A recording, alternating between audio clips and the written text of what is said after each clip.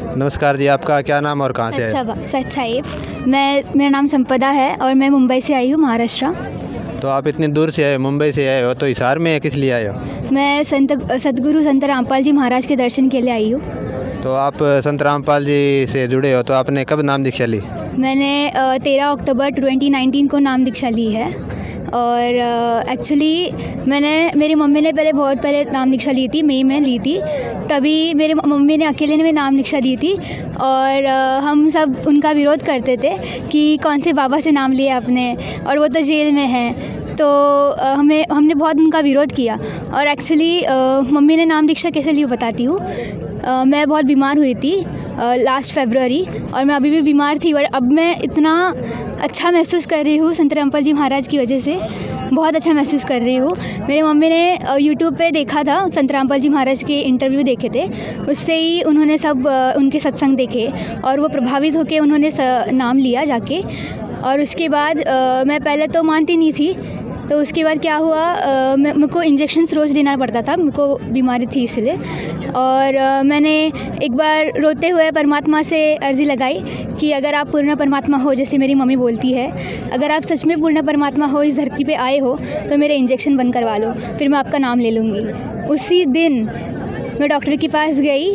Doctor इतने दिन बोल रहा था कि नहीं, आपको कोर्स कंप्लीट करना होगा, पर परमात्मा की दया से उन्होंने बोला आज उन्होंने बड़े डॉक्टर को फ़ोन किया और बोला इसका इंजेक्शन्स बंद करवा देते हैं, और उसी दिन बंद करवा दिया।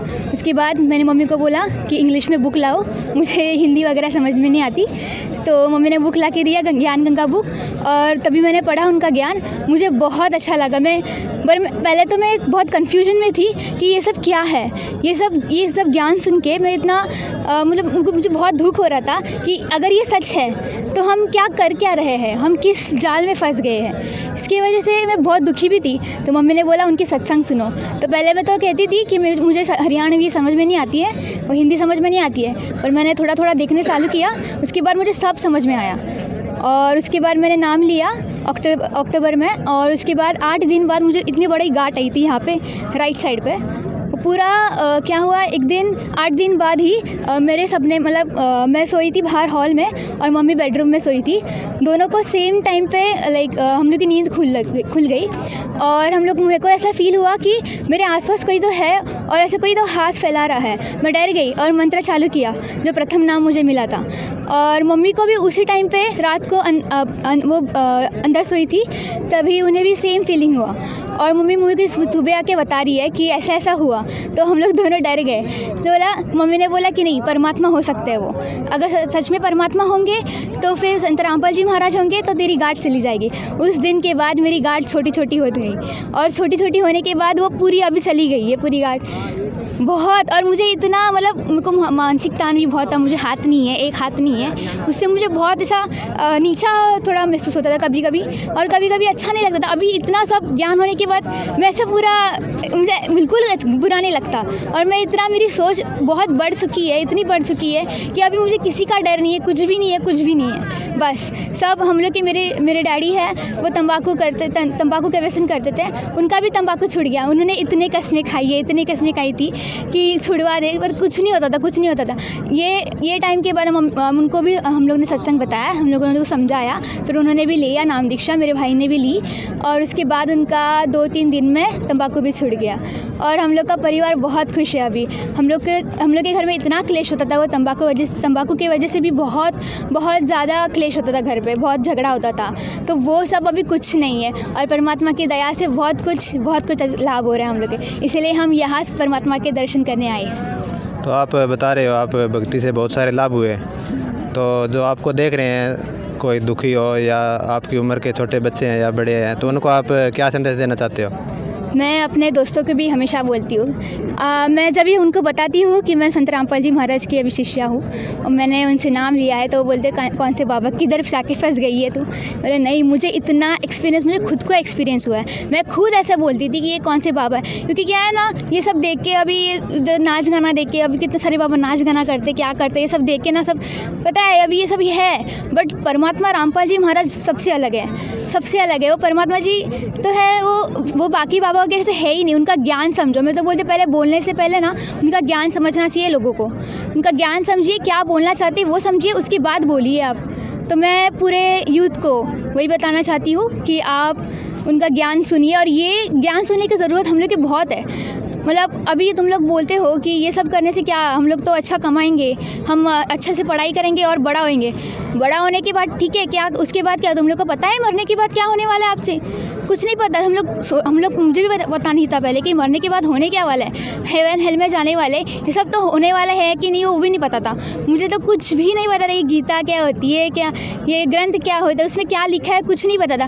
परमात्मा जी हमें एक एक लाइन पढ़ा रहे, एक लेके हम बता रहे हैं, उसका मीनिंग बता रहे हैं कि क्या लिखा है, क्या ग्रंथ में लिखा है, क्या इसमें लिखा है। और कबीर परमात्मा है, वो क्यों है, वो कैसे है, और परमात्मा हम लोग के बहुत सारे नियम देते हैं, उन नियमों को क्यों निभाना है।